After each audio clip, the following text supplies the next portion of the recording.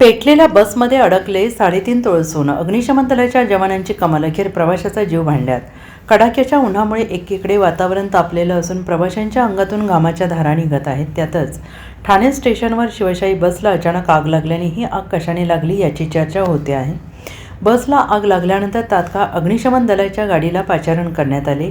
अग्निशमनच्या जवानांकडून आग विझवण्यासाठी शर्थीचे प्रयत्न झाले, मात्र बसच्या खालील बाजूस इंजिन आणि डिझेल टाकीजवळ आग लागल्याने बसने पेट घेतला.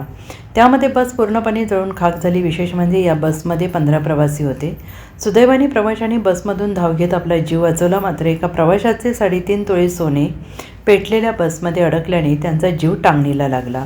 सदर शिवशाही बस ठाण्याहून पालघर मार्गे बोईसरकडे रवाना होत होते. दरम्यान बसला आग लागल्याने प्रवाशांसह सर्वांचाच खोळंबा झाला. या दुर्घटनेत 15 प्रवासी बचावले, पण एका प्रवाशाची बॅग पेटलेल्या बसमध्ये अडकली. विशेष म्हणजे बस जळून खाक झाल्यानंतर या प्रवाशाचे सोनं वितळता राहिल्याने अनेकांना आश्चर्य वाटते.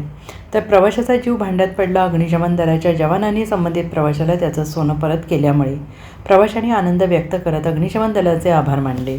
एक महिला प्रवासी पुण्याहून वापीला जात होती आणि त्या महिला प्रवाशाचे 3.5 तोळा सोनं बॅगमध्ये अडकले होते, जी बॅग बसमध्ये अडकली.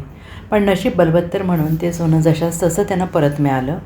दरम्यान ही शिवशाही बस ठाण्याला आली, तिथून बोईसरला जाणार होती. मात्र ठाणे स्टेशनजवळ आल्यानंतर बस अचानक बंद पडल्यानंतर खालून आग लागल्याचं दिसून आलं. बसमध्ये एकूण 15 प्रवासी होते. आग लागल्याचे समजताच प्रवाशांनी बसमधून बाहेर धाव घेतल्याने सुदैवाने मोठी दुर्घटना टळली.